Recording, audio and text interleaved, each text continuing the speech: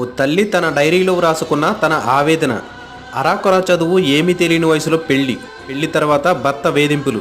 ఇద్దరు పిల్లలు పుట్టిన తర్వాత ఆ ఇద్దరు పిల్లలతో సహా భర్త ఇంటి నుండి బయటికి గెంటివేయబడ్డ ఒక అభాగ్యురాలు. పిల్లల్ని పెంచుకోవడానికి మరో గత్యంతరం లేక గలపబాట పట్టి 20 సంవత్సరాల ఆ ఎడారి దేశంలో ఎట్టి చాకిరి. ఇది నా జీవితం. ఇప్పుడు నా వయసు 60 సంవత్సరాలు. నా పిల్లలు నాలాగా కష్టపడకూడదు, గొప్ప ప్రయోజకులు అవ్వాలి అనుకునేదాన్ని. నిజంగానే ప్రయోజకులయ్యారు. ఎంతలా అంటే నేను కట్టిన ఇంటి నుండి నన్నే బయటకు గెంటేసే అంత. ఇప్పుడు నాకు ఉండడానికి ఇల్లు లేదు, 2 పూట్ల తినడానికి తిండి లేదు, మందులు కొనుక్కోవడానికి కూడా డబ్బులు లేవు. నీకంటూ కొంత దాచుకో అని ఆ రోజుల్లో చాలామంది చెప్పినా సరే పిల్లలకి తెలియకుండా దాచుకోవడం అది స్వార్థం అవుతుంది అనేదాన్ని.